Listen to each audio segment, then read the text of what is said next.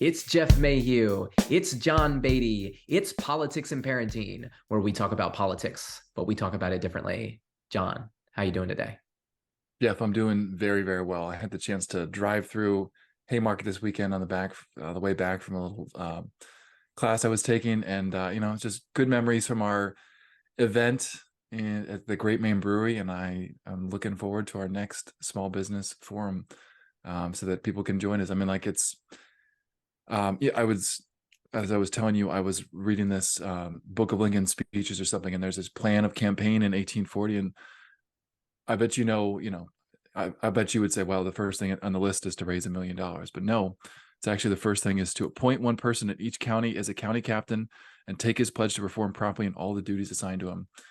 And then after that, it's to just basically go through all the rolls and figure out who voted and let those people know that there's an election and that they should vote for Abraham Lincoln. So it's Wait, hold on. you I know, didn't hear anything about money. isn't that amazing? Nothing about money. Um, just about, let's see, procure the poll books from a separate list for each precinct for all the names of all those persons who voted the Whig ticket in August, to appoint one person in each precinct as precinct captain, and by a personal interview with him, procure his pledge to perform promptly all the duties assigned to him, deliver to each precinct captain a list of names as above belonging to his precinct, and also a written list of his duties. Nothing about fundraising there. um And what's this section captain supposed to do? He's supposed to see to each man of his section face to face and to procure his pledge that he will, for no consideration, stay from the polls on the first Monday in November, and then he will record his vote as early on that day as possible. So, as I like to say, running for office is just filing some paperwork and asking for people to vote for you. It was no different. It's no different now than it was back in 1840 when good old Abe Lincoln was running for just a local state delegate seat. So I Ex- just it's just nothing. There's nothing new under the sun, and I think that's so much of what we try to talk about in this on our class and on this podcast is that these are the same problems we've been dealing with. And it sounded like you had a busy weekend yourself. So what were you doing this past weekend? I mean, just life, right? I mean, just Yeah. the week has gone by. I mean, we've been so yesterday we trying to take a break just a little bit with the family. Vanessa and I, we're both working at Hard Hits now. We've built out this catalog for the company that's individual for schools. The idea is to help the parent and teacher volunteers at the school have more information about how to order product and make it easier for them to get pricing and information about our services.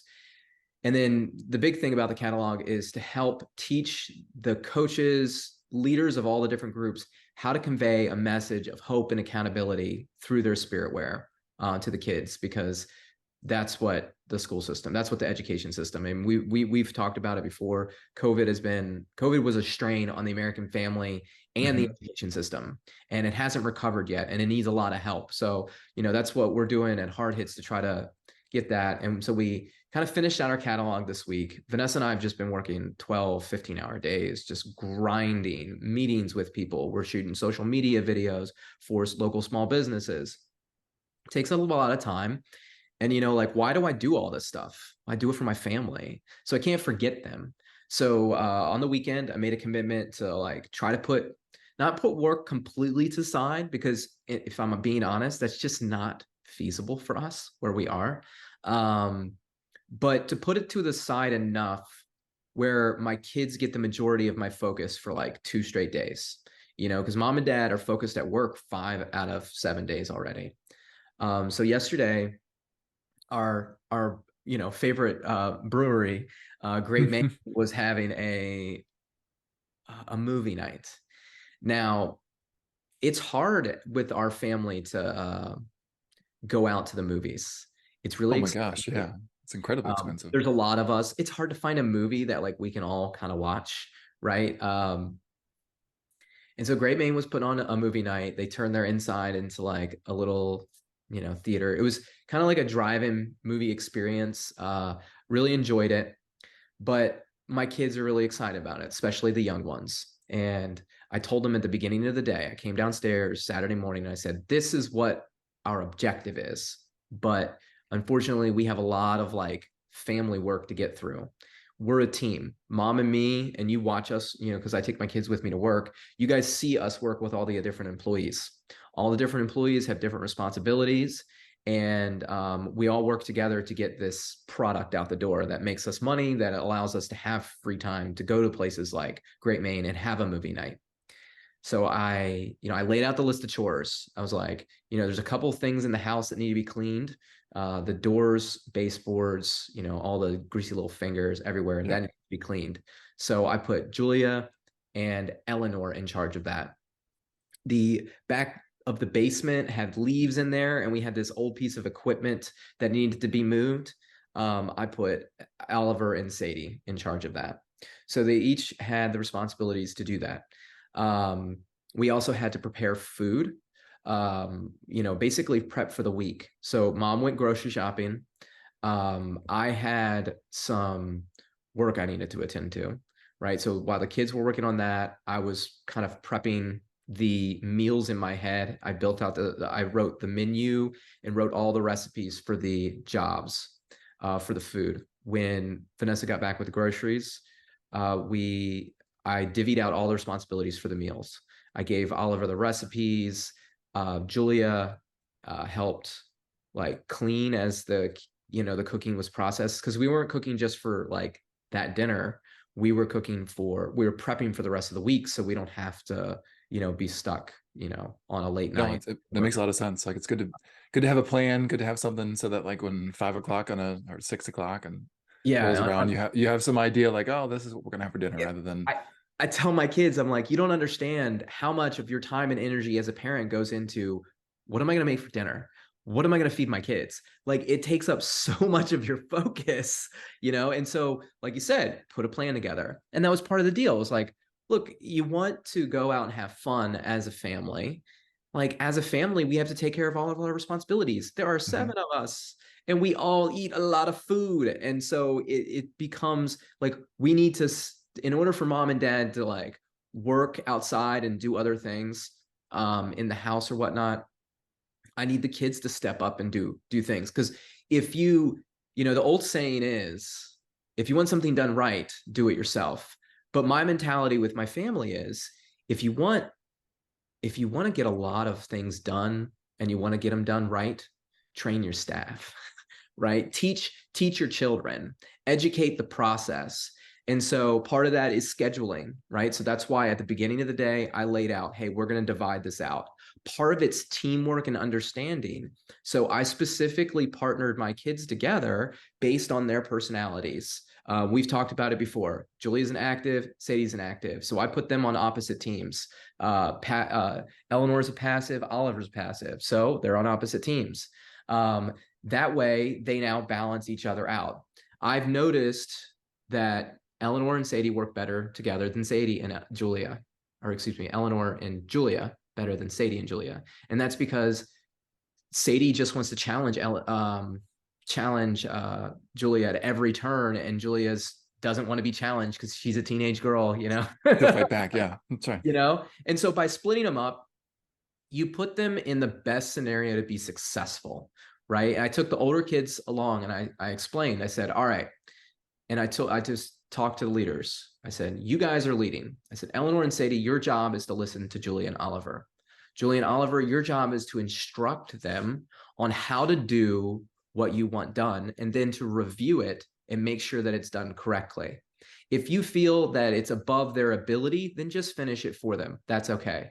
If you feel that they could do better, then hold them accountable and say it. And if you get into trouble, you come get me. So basically a layered authoritative structure, right? You're now the manager, I'm the boss. You handle this employee by teaching them and showing them the ropes, helping them out if they need it. And if you run into any trouble, come get me, I'll help you smooth it out. It's fairly successful. The kids did a really good job at getting the stuff taken care of. I got really good positive reactions, as a parent, when you ask your teenager to do something and they just get well, there's a small a slowness to the steps that they're oh just sort of God. like, oh, okay, I mean, oh, sure. as a parent, it drives me nuts. So I was excited that, Julie and Oliver took to the leadership roles. I think they were like, hey, cool, I get a helper instead of just getting chores. Now I got Yeah. chores and a helper, and I get, a little bit less work for me. I get this different responsibility. I feel older. They're like more empowered or engaged by it. Um, so they did a really great job. While they did that, I kind of worked on the office. As you can see, I got my setup. Been cleaning out the house. Vanessa was able to work on the basement. It's a mess down there. We've moved in 2020. Life has been crazy. We accumulate stuff. We got twins. We got boxes and boxes of twins clothes and toys and stuff that we need to get to donations and go through that have just been kind of put to the side while we took care of other things that needed to be taken care of.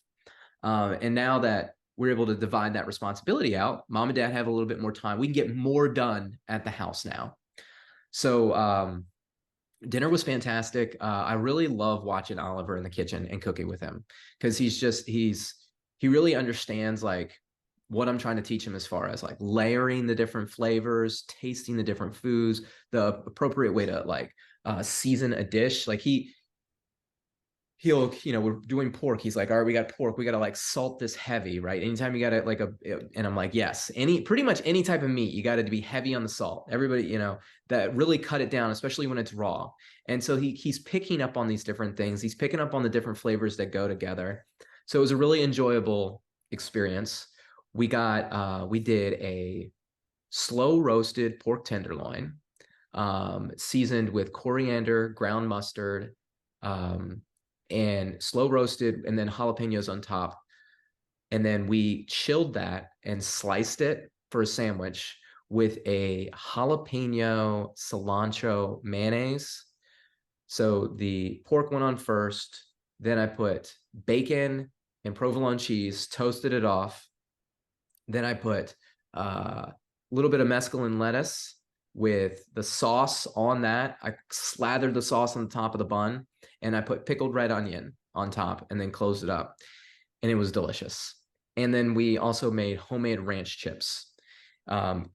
Even when we were cooking the chips, I had the girls helping out, right? The twins, they love to be in the kitchen. They all day long, they were like, hey, what can we do? What's my next responsibility, right? They're asking to be helpful. Now, sometimes this can be difficult as a parent. Detrimental. Yeah. Yeah, because like they want to do what they want to do. They don't really want to help. Like, because I tell my girls, I'm like, sometimes the best help you can do is by standing and watching.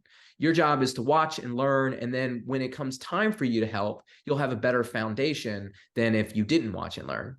But they just want to touch, Yeah. But and that's part of keeping them occupied is helpful to you as the parent, especially when you're trying to get a lot of things done. Find something really easy for your young kids to do and then give them that. So for this, Oliver sliced the potatoes on the mandolin, got nice thin sliced potato. We had them in the water, but before we drop in the fryer, we have to pull them out individually. And I had the girls pat them dry with paper towels. That's key. Yeah. Yeah. And that's key to making sure that you get a nice crunchy trip. Right. But they loved it. We were over at family today and they were asked like, what did you do yesterday? And they were like, we patted the potatoes dry for for their homemade ranch potato chips. So anyways, we got the dinner cooked. It's 7:00. So movie night starts at 8. We sat down for dinner at 7. Now, when I pitched this to Vanessa at the beginning of the day, she goes, we're never going to get everything done and out the door in time. And I said, aha, yes, we will. I will challenge my children and we will get it done. Trust me. And they pulled it off. They did a fantastic job. It just, it reinvigorates. I can't speak today, John. It gets me Reinvigorates. Yeah. Reinvigorates. That's the right word, right? Me as a parent, especially when you're grinding along in the work, if I'm being real, sometimes I just miss my kids. Sometimes as a parent, you just, I don't know. I think you forget that you're just a person and like your kids always see you as a parent. And yesterday was a day it was like, I want my kids to see me as a boss. Right. As a different type of leader, not as I'm your parent and I'm the one that's raised you and I know everything about you. I know your strengths and weaknesses and all this stuff. No, I wanted them to see like what I'm like to work with, which is I'm focused. I'm disciplined. But I like to have a little fun, and my kids, being able to share that with my kids was enjoyable. And then having the success of a really great meal at the end of the night was really awesome. And Vanessa snuck out and got some candies that we took up to Great Maine. So we made it to Great Maine with like 15 minutes to go, got That's the way there, to do it. got a good seat. We sat down and we watched the movie. And I gotta say, like, my kids were very well behaved, which was fantastic, because 2 hours at a brewery, we've had candy and popcorn and root beer, and those are treats they're not used to. So that sugar influx, as a parent, makes me a little nervous. But they did a great job. It was the Goonies, so there were a couple parts of the movie I had to, cover some eyes with the Oh my, girls. yeah, no, we tried to watch the Goonies, and I was like shocked at just some of the content in there for a kids movie. It's like I it's was a mature kids movie. Yeah, it had been a really long time since I watched that movie. And as parents, you think you remember what a Right, movie was when you right. were a kid, but you forget that as a kid. And I guess it's also kind of a good thing too, because if I didn't notice it as a kid or remember it as an adult, it's because I probably didn't understand. Right. Right. Like, I didn't understand what was going on, and drawing the attention to it is almost worse than just like letting it go. And the kid just being like, whatever, I don't know what the heck that was. That joke didn't land with me, or that scene, you know. But as a parent, there was definitely one scene in there I did not want my girl seeing. There was definitely going to be questions if it was asked. But my girls understand they're not allowed to watch everything. Like, we have rules. Typically, like, we have set shows at the house that have parental approval, and they're not allowed to watch anything else. And if they want to watch something new, daddy has to watch it first and get it approved, or mommy. So they knew the drill. If we said, hey, come here, they knew that they weren't allowed to see it, and they didn't give us any fight. And I think that's just like communication with your kids, being open and honest with them, letting them know, like, hey, some things you're just not going to understand, and you're going to ask questions that I'm not going to be able to tell you, and you're not going to understand, and you're going to be upset, and I'm going to be upset. It doesn't serve anybody. And my girls are just like, all right, daddy, I'll just close my eyes. That's too complicated for me. No, that's good. I mean, like it sounds kind of how we run our family. Like we had chocolate chip pancakes for brunch this morning, and I was running the griddle, but the kids were putting the chocolate chips on, and like as you said, sometimes it's easier for them to like not be right there because someone kept unplugging the griddle just because of like where the knees were and where the plug is in the kitchen. And I just said, like after the second time, I was like, you just can't sit there. Sorry, you're gonna have to enjoy the chocolate chips post hoc and not before they go in the pancakes. But then as I was making dinner this evening, little Genevieve is asking if she can help, and she gets her little apron on, and I was just making a salad, and I had these cherry tomatoes that we got from my mother-in-law's garden, and they had the little like crowns on them, like the little leaves were still on there. So I just said, here, Genevieve, just pull the little leaves off the tops of them. And that she absolutely loved that. That was like probably the highlight of her evening was pulling these dried leaves off the tomatoes, putting them in a bowl so that I could cut them and put them in a salad. And it's just like trying to find something that it's age appropriate, that can get your child involved. And I think then they appreciate the meal more. And then, like you said, like you're trying to teach the kids like how you are as a boss, like that's how they're going to live in the real world once they get out of the family. So it's so important for family cohesion now that everyone kind of pitches in, because like it would be crazy for you and Vanessa and for Katie and I to do everything in the household. Like you need help, and you've got a lot of little helpers that can help you. But then when they go out to work on their own, in whatever profession that is, in whatever they do, they're going to deal with other people. If that's a boss, if they're self-employed, or they're the boss, that's the customer. So they have to learn how to deliver some kind of service, some kind of product that will make someone happy. And there's no better place to practice that in the family, where if something goes wrong, if the baseboards aren't clean enough, it's not the end of the world. Right. But it's an opportunity for you to correct them and say, like, no, you really got to do a good job. And honestly, at some point you realize, like, it just makes more sense to do the good job now rather than have to like go back and do it later. So Yep. like building that virtue in there for your kids is also so important. Right. Yeah. I mean, I think, The other, speaking of virtues building in, I think I mentioned, I don't think I shared this on the show. Maybe I shared this at my dad's group, but so a few weeks ago we had one of these family weeks, and my son, um, when we sat down to dinner, we go to say grace, and my son Oliver asked to say grace, and this was pretty cool for me because this is the first time he ever did that. It showed that he was confident in his faith, wanting to share it with the family, and I was really proud of him. And so this week when we sat down, I I said grace, and my focus of I want my kids to understand, like, all that time that we spent together was a blessing. Hmm. Like, it may have been work, right? It may have been hard and we may be tired. But we now have this blessing and like this great food, right? In front of us. And it's like that didn't come from us. It came from a lot. It came from a lot of different people, but it came from him, Hmm. right? And we need to thank him and realize that um,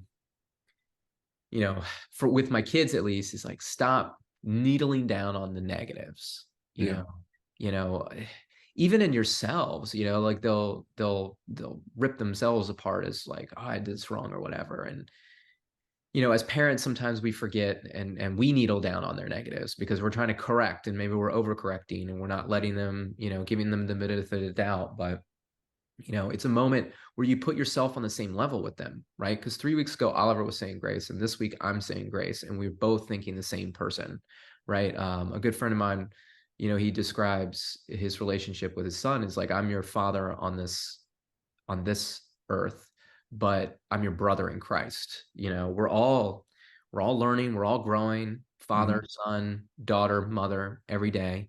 And just like we were a team in the family, preparing the food, yes, there was a hierarchy to it, but that hierarchy isn't because of, you know, it's not like Vanessa and I want to be in charge. Like, if we do, like, we're tired, we would gladly be like, hey, you tell me what to do and I'll follow your instructions. Right. Right. It gets, like I said, how much time as a parent do you spend just figuring out what to prepare your kids for dinner? It's mentally exhausting.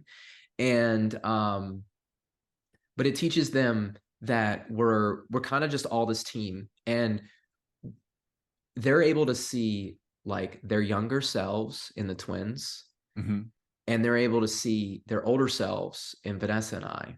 And I try to explain that to them, like, hey, when you were 6 years old, I taught you how to do the baseboards, right? And Yep. now you're teaching your younger sister how to do the baseboards. And one day you're going to teach your child how to do the baseboards. And then that child is going to teach their child. And like that teaching, that thing that gets passed down, that's you.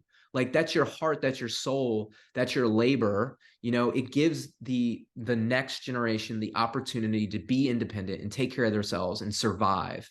Um, and while you may get frustrated that mom and dad tell you what to do, you have to understand that we're just like, we don't want to have to tell you what to do. Like, we want you to figure it out. you're Right. just, It's you're not a not power there trip all on the your way aspect.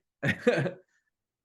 Yeah, no, it's not a power trip on your side. Like you just you're the ones responsible, and so you got to dole out the responsibility to someone else. Like you said, you gotta feed the family, so you will delegate that to who's appropriate. But it's not because you're Jeff Mayhew, king of the world, and everyone's just going to do your bidding. Like you're trying to serve your family, and you know that serving your family is done best in this way by um, helping to teach, so that they can serve their families. Like that's I think that there's something that perhaps the culture is lost, but the idea of like teaching your children so that they can teach their children, like it's having that sort of multiple generational view of all these things. It's having that long-term perspective such that you don't cut corners right now, because cutting corners now is just going to lead to uh, worse things down the road. And I think we could bring this back to politics, where there's so much corner cutting and short-term thinking for quote, my benefit, rather than like what's best for my community, my state, Commonwealth, my country, the world. I think there's a lot of the critiques that are reasonable of capitalism are sort of like, well, it's just such short-term thinking and you're exploiting labor in a third world country. And like, yeah, I think that um, in a certain sense, maybe there is a little bit of exploitation. There's also sort of an effect of like, they don't need, they may not need as much. And so that they're willing to work at a particular level that we with such a higher standard of learning, of living, just, we think that we can't live without that. So I think like there is sort of a need to really broaden our perspectives as all these things. And like the family is the best place to grow those habits so that you can take it with you wherever you go. Yeah. And you can take that, you know, and apply it to government in a different way in the fact of how we divide power, Hmm. right? Because I took my power and I divided it between it's divided between Vanessa and I. Hmm. Vanessa took these responsibilities, I took these other ones. The rest of the power I took and I gave to Oliver and Julia, and then I divided that to Sadie and Eleanor, right? And it's divided all the way down consistently. Um, and I think that we have a power structure in our government that wants to do the opposite. It wants to consolidate. Right. You know, in the power, we talked about it before. Power is supposed to be divided inside the government between the judicial, the legislative, and the executive. However, in reality, power is divided into two. It's divided into the Democratic Party and the Republican Party Yep.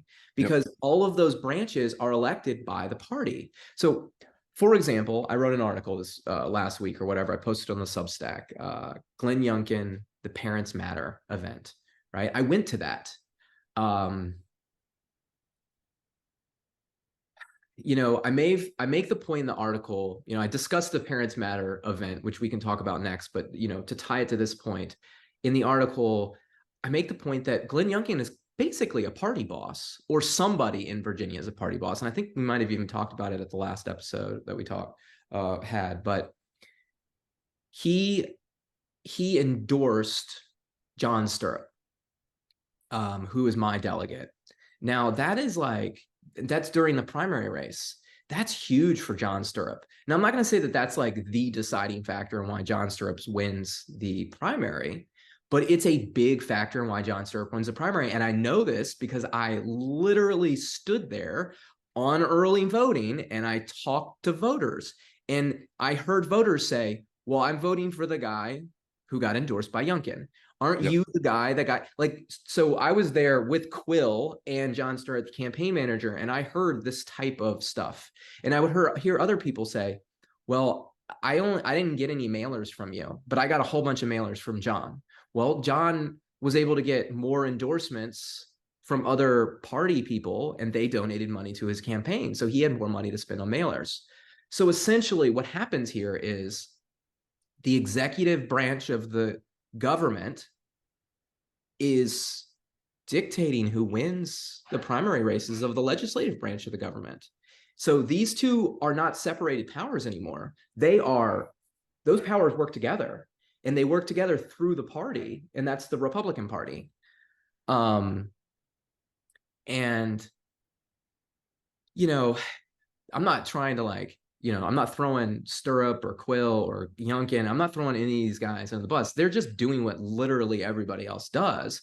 But my argument to people is you should not be okay with this. This is dangerous. This is a spoiled system. We've had this before. They're not dividing out the responsibilities. And when you don't divide out responsibilities, you get two main issues. You get incompetency and you get corruption. And the reason that you get this to happen is because if the responsibilities aren't divided enough, somebody is going to have too much on their plate, which means they're going to make a mistake because we're only human. We're not a god, right? We give praise to him. We don't think we can carry the world on our shoulders. And that's my biggest argument about uncapping the House, right? You got 435 people. They should recognize that they have too much weight on their shoulders and they need help. They should be coming to the people and be like, hey, we need more help, right? And then the other thing that you get is corruption. And why do you get corruption? Because you have less eyeballs on holding people accountable. The power is concentrated into a smaller group, which means it's further away from the people they lead. again, back to the uncapping the House, right? If you've got one representative that represents 850,000 people, they're never going to be able to meet with their representative, their constituents. Their constituents are never going to be able to meet with them. Therefore, it is really difficult for them to understand them and for them to hold them accountable. You throw on the extra layer of the fact that you got to go through the party to meet with your representative. It's like it's a gatekeeper. And so in the article, I explain the two party bosses, Boss Tweed and Roscoe Conkling from the Gilded Age, right? And how they kind of doled out power. And I make the question, I go, is Glenn that? And does he even know? Or is he really just like a good guy trying to do the best he can? Because what I hear when I'm around a lot is, well, that's just the way it is. It's just a game. You got to play the game. And my argument is, well, you don't just let somebody change the rules on you constantly and build them in their favor and just say, okay, I'm going to keep playing that way. My biggest pet peeve with the Republican Party is I go to meetings and I talk to people that are working to try to elect officials. And what I hear is, we're doing this thing now because the Democrats did it. We were against it before. Right, yeah. That whole Youngkin voter early absentee ballot thing, like Republicans were hardcore against this until they were for it. Mm-hmm. And what I hear when I say this, I go, you're just doing what the Democrats do. And they go, you're right, because they're doing it. So we have to do it and we have to win. And I go, how are you different? You have to understand that the difference between the parties is not, it has never been what the parties want to get done at this moment in time, but it is how the power is supposed to be divided, okay? A Republican Party is about divided and separated power. A Democratic Party is about funneled power, right? It's about getting 51%. If you're a Republican and you are lowering your standards to the Democrats, then what is the difference between you and a Democrat? I just don't understand it. And when it comes to Glenn, he's a really rich guy. And what I saw at that Parents Matter conference was somebody who is authentic, articulate, and a strong leader who has a really poor team working around them, because it was an event for parents. Right. I'm a parent. My wife's a parent. We took off the day from work and he was 45 minutes late. And it's not like he's in session or something. Like, he doesn't have anything going on full time right now. Like, the legislature's gone. He has no bills to sign. All he's got to do is outreach events like this. So I think it's one thing when you're 45 minutes late and you're in the middle of February or March or something, but this is campaign season. This is a key event, and the fact that you just can't, and it's not just him. Again, all these politicians do it. It's one of my biggest pet peeves. Like they say, show up at 10 o'clock for door knocking. We'll get started immediately. You show up at 10 o'clock and you're sitting there for an hour and a half waiting for the managers to be like, oh, we didn't figure out the literature. I don't, let's get these walkbooks set up. It's not just him, but it is such a, not disservice, but it's disrespectful to parents. Disrespectful. It's disrespectful. If you're going to put on, and look, this is, every Youngkin event is late. Everyone that I've ever been to is on time. And a lot of that, most of the events that I went to was when he was running for office. And I gave him a pass for that. You try to jam pack in. But at some level, the people managing the schedule have to do a better job. They just don't care about the people that are waiting for them. Right. 45 minutes in an auditorium with me and my wife, we had to get a babysitter for our kids. Then you've got the extra event. Yeah, it's an extra hour and a half of your time. Our next event was at 4 o'clock. I barely made it there on time. Okay. And the event was supposed to start at 1. I didn't block that time off. And I shouldn't have had to, and I had, there were teachers in the room that I know that are friends that were texting me and being like, this starts promptly at 1. They were telling me right out of the email for their invite. And I'm like, oh, bro, you don't know. You've never been to politics before. They don't care about us commoners. No, that's right. They're letting everyone get in so that they can. And so it's hard to throw that on Glenn's, like you could throw that on Glenn's shoulders, but because at the end of the day, it is his fault. He should hire better staff. Like this is a common problem. If you're a business that runs events, then you should have your events start on time, right? And if your business is running events that don't start on time, it's probably going to go out of business. And the only reason it doesn't is because he can fund it all himself, Right. right? Right. And then so we go into the event itself. It gets started. There's 3 speakers up there. They're moms from the area. And the main topic is social media usage of children.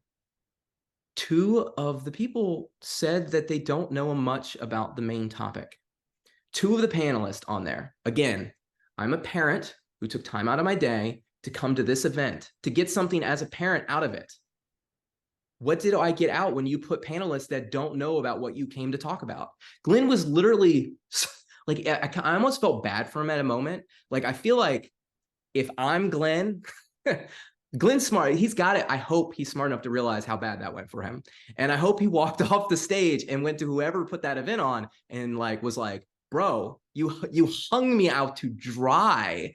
So like I asked questions to the panelists and they're like, I don't know anything about this. Where was I supposed to go with that? He went to Alicia Andrews, who was in the room, who works for him. Speaking of spoil systems, she did a lot on his campaign. And you know, and then he went to the audience. And the audience was unprepared for the topic because we didn't really know. Like, we didn't really know until we showed up and we didn't realize that we were going to be part of it. He asked questions where nobody answered. He was able to pick people out of the audience to speak, but they were put on the spot and they just weren't prepared. So they didn't, you know, maybe the person talked about something that was completely off topic, or maybe the person was just like, I don't know, I came here to learn, you know, like I didn't come here to talk. And so I kind of felt bad. I felt bad for him. I felt bad for the audience. I felt bad for my wife. I drug her out, you know, to that event. I told her that was, you know, what was going on. I feel bad for the teachers that were there. And, you know, Matt, his book came out, Filthy Rich Politicians, right? And he dictates, or which Matt? Just the Matt Lewis. So this is Matt Lewis, his new book, Filthy Rich Politicians. You know, I think what he says is the book is about how the rich get elected and the elected get rich.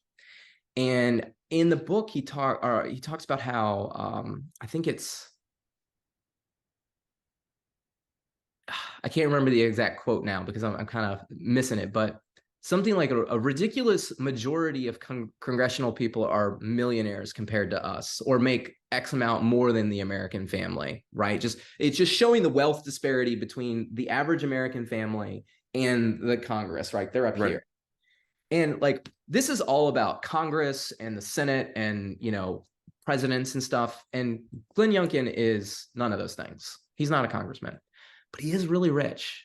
And, you know, Matt talks about in the book, it's not necessarily that it's a problem that rich people are elected. It's kind of good. They're successful. We want successful people to be in there.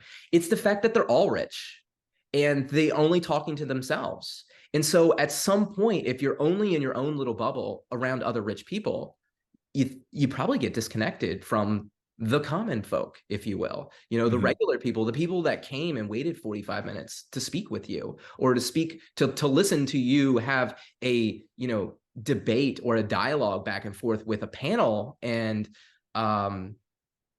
maybe Glenn struggles to like communicate with regular people outside of his circle. Maybe the people around Glenn are the party bosses. Maybe they're the ones throwing out the endorsements and whatnot. The other thing that happened at the event was Glenn acknowledged all the people in the room running for office. All of them were invited. You invited me. You're in Loudoun County, and those people that I've asked to volunteer for in my district, who live in my district, they didn't invite me. Like, I asked all the time, I want to be included in anything that's going on. Let me know what's going on. They didn't send me an invite. I got it from you, and I show up, and they all got acknowledged for being there. And at the end of the day, that event had nothing to do with parents. That was a campaign event for those people. The majority of the people in the room were running for office. there were not very many parents there. The other people in the room were the standard hand-picked people that do your party stuff. Were there parents and teachers in the room? Absolutely. Did they know what they were going for, and were they satisfied when they left? I don't believe so. And I talked to them. And it brings me to like, well, let me just say, you're making ahead. it sound like I was personally invited, and I was gonna go, I couldn't make it because there was some network outage Right. at my day job. I had to show up for work. No, that was actually forwarded to me by someone else, so it wasn't even sent to me. And if I had not heard about it, there's no way I would have known about it and sent it to you. Like, again, like, who's the kind of people that you're bringing to an event like this? It truly isn't really about the parents. It's about like the right people at the event, so you can get the right image, and you can get the right press release and the right social media post and the right screen caps and stuff, so that this is, it'll go in the mailers. It'll, like, Glenn Youngkin was at this parents rally. Remember? Oh, speaking of that, hold on, stay right there.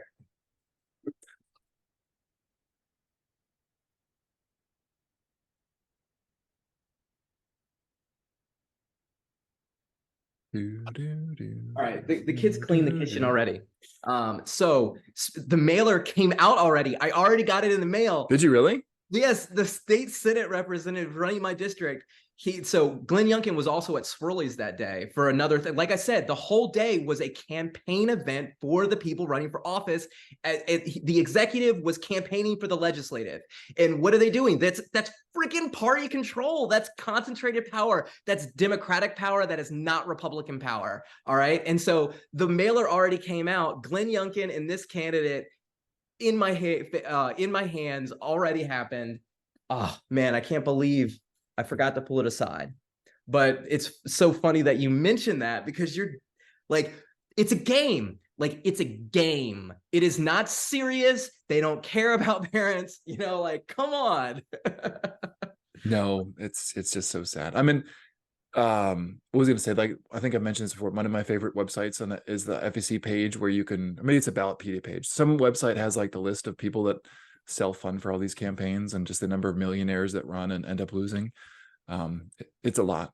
There's a lot of people with money, but I think I think one of the things about Youngkin, and I think this is one of the things that Trump has, is there's sort of, like, Youngkin talks about his story, like he was working in a restaurant growing up, like he kind of pulled himself from his bootstraps, metaphorically. Like, he wasn't born into money, so obviously he's got sort of middle class upbringing and stuff, so he can speak that language. But I think, like you said, like, if you spend all your time, and this is really just talking about members of Congress, like if you spend your whole time fundraising with rich people, that's the people that are in your ear. It's not the people in your district, unless your district is 700,000 people that are all millionaires, which maybe is like Miami or New York City, Manhattan. But it's like, you don't have the people in your ear. Like, you could say, like, the Parents Matter slogan, like, what does that mean? Like, it's an emotional appeal. But if you're not actually talking to parents and understanding like what they're going through, other than, you get a couple parents, I think like Youngkin was successful because he picked up a bunch of parents on his campaign that could sort of really explain to him like what was going on, so he could bring that into his messaging. But if you don't have those people anymore, if it's just sort of like, I'm going to keep running this wave and I'm going to keep shouting these slogans, but you don't have the meat behind it, it eventually rings hollow and it's disingenuous. And then I think that's where this sort of pseudo populist movement that you've got behind you loses steam, and then you just become like every other politician, where you're putting on stage events for other people. So, and you're right. So we talked about the event itself is for this other thing, but it doesn't mean that you can't do it like genuine. Right? Like, I probably wouldn't have noticed that it was a campaign event if it wasn't so poorly run. Yeah. Like, if they had panelists up there and had a serious dialogue that I walked away with any type of information that I felt helped me as a parent, or with some real serious like questions or thoughts and like engagement. Or maybe if he had talked about like the education things he did the past term, that parents would have appreciated. Like, he got his talking points in there. He definitely got his talking points in there, and the stuff that he got done and the stuff that was getting blocked. Like, he mentioned that. Okay. But again, there was no dialogue around it. Like, it was like, I did this thing. Mhm. Again, that's concentrated power. That's a king speaking down to me. Like that doesn't ring to me as a citizen, looking for help. Um, but yeah, like it was just so poorly done. And again, it's like it's so hard. I mean, we've both been candidates. You can't do everything as candidate. We just talked about it as a family. You can't do everything as a family. You got to divide the thing out. Well, that What's was in the 1840 plan I just read. Like you don't do everything. You have delegates that help you. Like you right? appoint a precinct captain, you appoint a county captain. Like this is part of the process is you do have to build a coalition of people behind you. Yeah, It's and just but what separates like what's a good leader and what's a bad leader? One that hires well and trains well mhm. and can have a staff that does a good job for them so they don't have to do everything. Again, back to the old adage is if you want something done right, you got to do it yourself. But you can't do everything. No one can do everything. And that's such a silly rationale to have. It's like you better be focusing on training and getting or hiring better staff. I mean, he's got the money. Like there's got to be better people out there that can run events, for this, or there's got to be better people in the community. Like there were people in that audience that would have been better suited on that stage with him. And he has no idea. Like he's Glenn Youngkin. Like I wouldn't even expect him to know the people in that. That's where it comes down to dividing the power. The people that run these events, the local politicians, whatever that's putting this on, they need to drive out like some real serious, panelists. And it's not even to say that the panelists were bad. Like they were smart, educated women that had thoughtful Mhm. things to say. Right. I felt bad for them. They were put in a position where they were asked Right, about. because they didn't know the questions beforehand and they just got surprised and I mean, yeah. Yeah. So I I think that I don't know, like I don't think anybody really knows who Glenn Youngkin is. And that's really hard it would be really hard to know anyways, right? Without actually speaking to the person. But as a citizen, like I'll be honest, like I worked really hard for him to get elected governor. Like we talked about before, I've spent a lot of time away from my family putting in work, but I spent a lot of my weekends working for him, you know, and it's disappointing that his voice matters more in my district than anyone in my district. mhm. And when he endorsed the candidate for delegate, he answered the question, do parents matter? No, I don't matter. My vote did not matter the moment that Glenn Youngkin endorsed John Stirrup. And I don't know why he needs to endorse anyone. Like, why should any politician endorse politicians from cross, divided power? Like, I mean, we should that's what somebody should run on that, putting in a rule like you can't even do that anymore. Separate the parties out between the legislative and if you're gonna have competing parties, they should at least compete in the right direction. They should compete against each other, the legislative and the executive. They shouldn't be, joined together and like funnel the people's power away from them. No, that's just something I thought about when I ran. Like, you always read like, oh, endorsed by so and so, but at the end of the day, like it doesn't matter that much. It's not like I mean, I guess a couple key endorsements matter, maybe like the Well, I young kid, mean, straight up. but it, Well, hold on. They absolutely matter. And because with the endorsement comes the money. Okay. When you get endorsed by Glenn Youngkin, you get the Spirit of Virginia PAC behind you as a delegate. And I've spoken to candidates, and that's the way that they pay for the mailers. Otherwise, they don't raise enough money on their own to pay for the mailers, and they wouldn't be able to compete in any type of competitive like blue district if they didn't get that money from Glenn Youngkin. They're completely like in debt to the executive power. you Sorry, go take it. ahead. But I was just saying, like when I was running, I kind of made an effort. I made a conscious decision not to seek endorsements just for the fact that, like, I'm running as myself. Like, I don't need someone else talking about me. And maybe that was a mistake in the grand scheme of things, and that affected me. But I think, like, I do like believe that you really should think about the person in office, because that's the person saying aye or nay for a particular vote.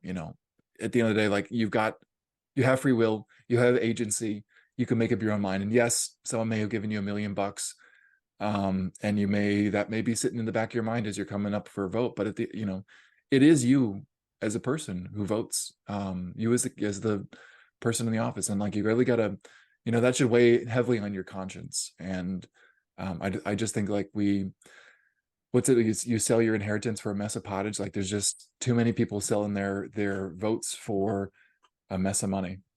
Yeah. Yeah. Um, yeah. How about that for a slogan? I'm not going to sell my my inheritance for a mess of pottage. Well, I mean, You could and run on that, Jeff. I mentioned it. Like when I tried to, I think I mentioned on the last episode when I tried to run for Congress, I told people and they were like, "Hey, I can't support you. This other person supported me, so I have to support them." Like it's total quid pro quo. It's total Mhm. spoiled. Whether they realize it or not. Like, look, if the rules that you're playing by are corrupt and you are the one that is their job to rewrite the rules, then change them. Don't just lean into the corruption. Like, again, then you are no different than the thing that you're upset at, which is, a lot of Republicans are upset at Democrats, right? Mhm. Like, that's the big rivalry in our country right now. That's the big division is between, these two political parties. It's so bad, families split apart over this Yeah. type of stuff. Like it's hard, but I think more and more regular people are become disillusioned with the parties and are stepping out, and they're kind of seeing things through like clear glasses, and they hear something like, "Hey, when the governor endorses the delegates, that's the executive and the legislative working together, and that's not Republican power. That's not how it's supposed to work. That's against what James would have wanted, Right. um and they go, oh yeah. Now that they've stepped out and they've had that glass shattered, they hear that and they go, that makes sense. I was talking with somebody who was at the Parents Matter, and I explained my perspective of things, and they go, yeah. I wasn't like, it's not that they were like, I didn't think about it that way, is what they said. Mhm. But I also, like, I didn't walk away excited about it either. Like Right. they didn't have anything good to say about it. And then when somebody comes in and they analyze the things of why they didn't have anything good to say about it, they go, oh. And that's, locally, I guess one of my issues is I read 3 articles that were written about that Parents Matter thing from the local papers. In my opinion, they weren't true. Like they Were they didn't. basically press releases I mean, masquerading as yeah, journalism? it reads as a press release. Basically, they were in the room, maybe, I don't know who, Mhm. specifically. Um, and they took their press release and they wrote down quotes from people during the event. They wrote it into their article around the press release that was given to them, and bada bing, bada boom. And like, what do we call that when in the Gilded Age, in the spoiled system era? Do you remember what that type of journalism was called? Um, oh, I don't know if there was a term for that. I just thought it was like that was the way they did things. I mean, there was the party papers, there was Wasn't it, the wasn't it, isn't that yellow journalism to a degree? yellow journal. Oh, I didn't know that Isn't that what term. it was? I think maybe I'm getting my terminology wrong here. I gotta look this up real quick. You would know better. I remember muckraking was a key term, but this isn't muckraking because No, no, muckraking would be somebody writing the truth. right. you know, and it's not for me to say that like what I saw was the truth, but like uh my perspective should be seen by people in the district, right? Mhm. Because there's nobody out there writing a different perspective. And who's to say that they're the truth, especially when it's so blasé, so like very clearly written as a press release? It's like what is this? There's no heart in it. There's no information for the whatchamacallit for Well, the I mean, it is the truth in the fact that there was Glenn Youngkin, there was a parents panel. According to you, he asked questions that people didn't have answers for. I mean, like that is the truth. Whether or not you want to report about that, what if not you want to put that in a press release, like that actually happened. right. Yes, that's true. And so it is yellow journalism is the correct term. Techniques may include exaggerations of news, events, scandal mongering, or sensationalism. Hmm. By extension, the term yellow journalism is used today as a pejorative to decry any journalism that treats news in an unprofessional or unethical fashion. I wasn't trying to throw the words unethical or unprofessional out. I was just trying to point out that it is sensationalized in the wrong direction. Uh, Mhm. and it's not really, I don't know who it serves, but Well, I mean, I think we know who it serves. It serves the people at the event who are running for office, who then get to say like, "I'm." They can then put Parents Matter on their yard signs, and they can say, "I had an event that said Parents Matter." I mean, like that's what it is. well, I guess I meant from the paper's point of view. Like, I don't know Oh, what is the locals papers. I've talked to some of them. I mean, I'm trying to be nice about the journalism industry. It's hard. I know it's hard to make money, especially for local people. A lot of it's just staffing issues. And hmm, honestly, that may be it, right? Like that, it just may be staffing issues. Like they didn't have anybody at the event to cover. They sent right. somebody to take notes and quotes, but they didn't have an actual journalist to cover it. I don't know. Um, I did pitch that article to the local papers, and As an op-ed or as a journalism piece? I really don't. I'm not a journalist, right? Like, I saw something that I thought people in the community should know as voters, and I wanted to share it with as many people as possible. Opinion, journalism, whatever you want to call it. Right. I put it out there. One person actually said they were going to publish it, and then they didn't, and they didn't call me back. And I don't know, like maybe I said something wrong. I don't get it, Someone but got to him, Jeff. Someone got to him. I don't know. Like, they're gonna show up in a gutter somewhere and in Haymarket, and then Well, I mean, my thing is like, if local journalism is struggling, if you got somebody that's going to write for you, like, and show up at events and like do it for free, which I would, like, even if they paid me, I would take the money if they gave it to me, but I would also do it for free, right? Like, again, my mission is not for anything other than to get information to people so they know what's going on. mhm. um, and I find it really difficult to make that happen because like people don't want information to people. Like they want to control information and keep the group small. And you know, I don't know. Because information is dangerous. Maybe, maybe. No, I mean it's about control. It's about control and power and staying in power. And I think what you've been saying about trying to bring it all into one central place so that just one person can wield it or one party can wield it. That's what's going on. Yeah. Yeah. It's like it's kind of like hard to take sometimes. You get Hmm. frustrated and upset about it. And like you feel like there's no hope, because like the people you talk, everybody's just like they're either so far in the weeds with it, they can't see it, or they see it, but they just don't care anymore and they don't want to help. And so like as a person who's trying to divide out power and like bring on more people to like help carry the load, it can be overwhelming at times. And like you got to be my biggest thing is what I've learned through this is people want you to be uplifting and happy, Hmm. but they are upset and angry. Right. But they don't want you to be upset and angry. Like that's not okay. You're not allowed. Like if I'm not even a politician right now, right? I'm not actually running for office. I'm just doing all this community work. But I mean, I can't complain. Like nobody wants to hear about your griping about your delegate not getting back to you. And I'm like, I mean, I guess not, but they should care because it's their delegate too. How much work are you willing to put in to get your voice heard? Like if you got a real problem and you need real help from your representative, like if I'm doing all this work and can't get heard, what do you think the chances of you getting heard are? And it's like, Hmm. it ain't about me, it's about us. And, I'm just like walking the walk to like show you the path of like what you would have to go through if you wanted to make some change in your community. And it's not easy. Um, and then the other thing is like people want to, I think it's just like the way we communicate, they'll dig into your mistakes really quickly. Right.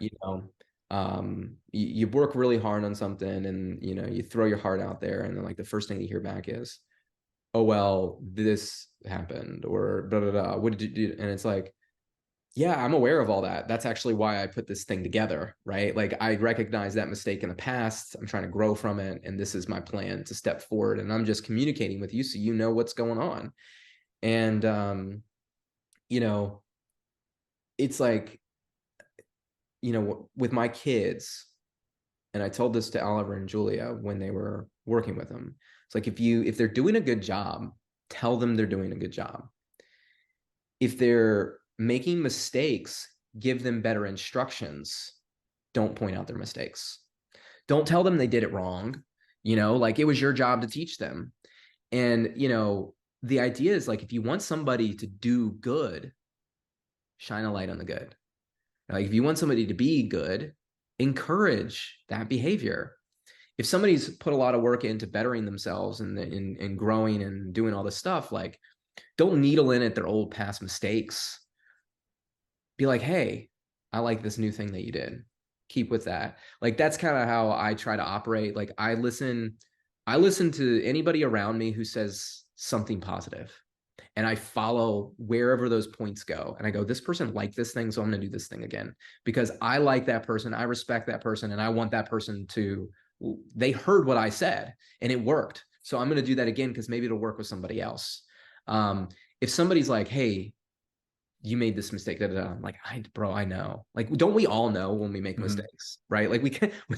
Well, sometimes. I mean, sometimes it does. So this is what I think. So sometimes it does have to get pointed out to you that right. a mistake was made. Yes. That's but the accountability part. But I think that the problem is, like, you don't get the chance to make up for it. You don't get the benefit of the doubt. Instead of it being like, oh yeah, that was a mistake, it's not like, no, that was a willful omission on your part. Like, you meant to do that, and you knew you had perfect foreknowledge. You knew exactly what's going on. Like, that's the whole context for when someone comes up and says, hey, that mistake was made. It's not to allow you to fix that and to get better. They want you to know that they caught you red-handed, and they knew exactly, they're in on your conspiracy, and they're gonna, let everyone know about it and crush you. Yeah. Well, I don't think that's always the intent. I think it's just the way that I think when people point out mistakes in politics, that's the intent. Well, in politics, because if they don't care, if they know a mistake was made, but they don't mind so much, they're not gonna let you know. Like, they let you know because they want to that's the other thing, put you on notice. Well, that's the other thing, especially with politics. And I just watched the finale of Succession, and this played into that as well. They hold information. Like, they make a mistake and they don't tell you the mistake then. They tell you the mistake later. Like, when you're doing something else. It's like that moment where you've stepped up and you've grown, and you're sharing that vision and that accomplishment with somebody, that they pull up and they're like, hey, I knew about this thing 3 years ago and I didn't tell you. And I'm telling you about it right now because you screwed up and I'm upset about it. And let's talk about this thing right now instead of the other thing that you want to talk about. Right. And this is classic. That's classic politician, and it's like, what is that? That's a distraction. That's controlling the narrative. That's changing the direction of the conversation. Isn't that willful? Right? No, it's on their part. Yeah, absolutely. I mean, I'll say it could be both ways. I think it's sometimes it's just maybe whatever was said digs into your insecurity, so you dig back, right? And we're, none of us are perfect. We're all flawed. So maybe that's the reason too. Maybe it's good intent.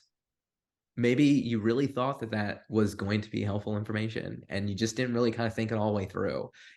Shoot, how many times I spit my mouth off and try to pull those words back because I know the moment I said it was like, that wasn't constructive, that wasn't helpful. So I think it's a blend of everything. But as somebody who, like, I don't know, I'm in a weird position in life. Like, I think most people have bosses, they get promotions, they get good jobs, they have coaches, they get awards, whatever. Small business owner, fighting the corrupt, machine in a small time community. There are no wins. There are no wins for us in our endeavors. And when you throw things out and you get daggers back, sometimes you go, but then you have to remember, like, the people throwing daggers, they're not actually listening to you. Like, they just, right, and they have an investment behind those daggers. That yeah. But it is what it is. It's life. So speaking of trying to grow the community, I think this past week you had the, what do we call it? The evening with the Madison Republicans, Yes, the Taste of Old Country Taste event. of Old Country. So it was great. We had small business owners from the community there. Craig and Victor gave little talks about, their contributions to the Madisonian team and why they joined. It was really nice to see everybody. Taste of Old Country is a really great venue. It actually brings up a good point because we were just talking about Yunkin. So the small business owners that were there, one of their big issues, data centers, which we talk about here. But like second layer onto the data centers for the small business owners is real estate costs, commercial real estate costs, because of the data centers and because they come in and they overpay for real estate so they can have this. They've jacked up the prices for everyone else. So, for example, the business owners, they had saved for a really long period of time to buy their own place, to plant their business where they live in their district and invest. And then the prices ballooned and now they can't afford it. And so they're like, that's really frustrating. And, back to Youngkin, like he cuts data center deals all the time. And like, if Youngkin is not going to be who's going to represent small business in Virginia? Like, who's going to care about the actual Virginians working to create jobs in their community? Like, why are we selling everything to like California? Like, whatever happened to don't California my Virginia, right? And like, how does our Republican government, does he sell us out? Like, are we being sold out? It sure feels that way. Especially when I hear it from small business owners in the community, and the fact that, again, that event was a Parents Matter event. That small business owner didn't get invited to that, but the candidates got invited, right? There were 7 candidates at that event. That's 7 seats that parents could have been there, but they put candidates there. If it was really about parents, they would have put 7 small business owners or 7 parents in those seats instead of the candidates. And like, that's the freaking crazy part. It's like, who's going to represent us? Who's actually like, how does Glenn know what the district needs? He can't talk with those people. That's what's like, presumably, I don't know where this, they live. They'd be either in Stirrups jurisdiction or Lovejoy's jurisdiction, but they should be meeting with them and they should have time with them. And those 2 people, those representatives, they should be finding those small business owners instead of attending a governor's Parents Matter campaign event, like, yeah. Go out and find the people that are having trouble. Go out and speak to them, learn from them, and then go shape policy for the people who live here. But who are they listening to? They'll listen to the Spirit of Virginia PAC. That's what they're listening to. Well, that's what I'm told. I asked that question. I said, if you tried to run a mailer that was that was pro campaign finance, like anti-PACs, do you think you could get it by? And they go, probably not, because they have final say so over what we get printed because they pay for it. And, I mean, it's just such a scary, like, just listen to those words back. Like, I don't care what party you're a part of. I don't care if your guy is winning right now. What about your children? Like, what about the next generation? How do you know the Republicans are going to be the good guys in the future, right? How do you know the Democrats are going to be the good guys in the future? It's all about the way the power is separated, divided, and spread out. And when you're doing it this way, it is dangerous. Like, regardless if your guy wins, regardless if you get the thing that you want to get right now, think about, what is it, Maud Flanders? Won't somebody please think about the children?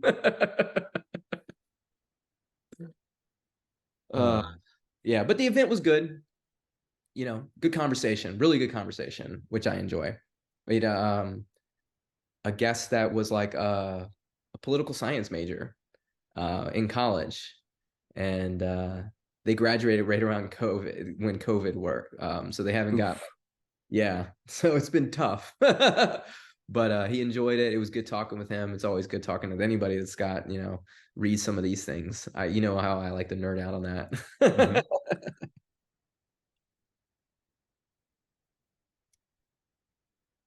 So, what have you been up to, John? How is the baby? Oh, he's good. He's going crazy. He's got a checkup this week. We'll see how far he's gone, but he will probably still be 95th, 99th percentile, which means that he's probably going to be 5 feet 21 inches like his old man. So Yeah. Well, that's good. Anything else going on in your neck of the woods you want to share with the peoples? no, I mean July's off for the school board, so it's been a real nice break. I mean, there's still like a little bit of emailing, some machinations. We got this whole unionization thing. Speaking of big groups coming in and trying to strangle the little people, like I just think teachers unions are not good for the students at the end of the day. But so we'll see where that goes, and everything will be back to normal in August. And I've enjoyed my time off from the school this summer, and now I've got to catch up on all the things I've put off. Yeah. Things that are broken. Oh man, isn't that fun? Always catching up, right? So we just a reminder, we've got our great main event will be September 16th. I think I'd said 12 to 4. I think we're gonna actually make it 2 to 6. A little bit better timing. And we'll be having more information come about that soon. I'd like to let everybody know that I have reached out to Bill Wolf, John Stirrup, and Danica Rome. Bill Wolf and Danica Rome have agreed to be on the podcast, which is fantastic. Local people. I got a verbal confirmation from both of them, Bill Wolf in person and Danica Rome over the phone. And they gave me their schedulers, emails, and we emailed them about a week ago now, and we have yet to get a response. We will update everyone as soon They're as we probably do. on vacation too, you know. Yeah. It is July.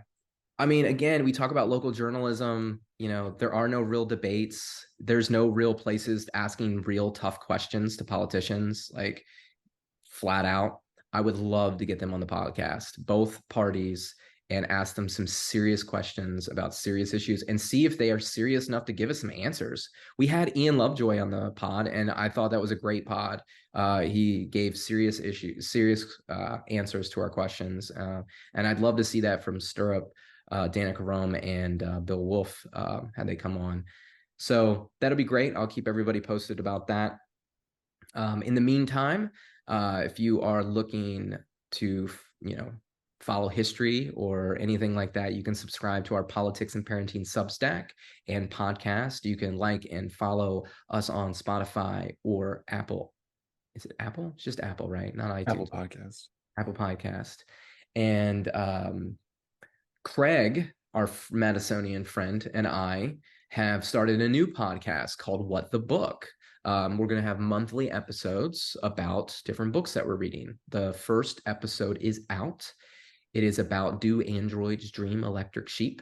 Craig and I have a very fun conversation about the book and all the different themes about artificial intelligence, which happens to be very relevant in our society today. So you can check that out. You can find it on Craig's Substack, which will be linked into this episode, along with on Spotify as well. Again, it's called What the Book. You might have to like find it and follow it in order to find it, because there's a lot of what the stuff out there. And then I think that's it. Do I got anything else going on, John, that we were supposed to pub? I can't remember. You can follow me on Instagram at Jay Mayhew. I've been putting out some interesting, I like my history videos. For me, that's fun. Just giving, I did a little one explaining what the gag rule is, a couple on what the spoil system is, just trying to educate people, let them know what's going on. So anything out there you want to promote before we say goodnight to the peeps? Jeff, what about your X account? My X account. Sorry, too soon, people. Yeah. I don't spend a lot of time on Twitter anymore. I tell you, I don't know. You and a lot of people, I think. So no, I'm looking forward to a great main event. And I look forward to seeing everyone there. Yep. All right. Peace and love.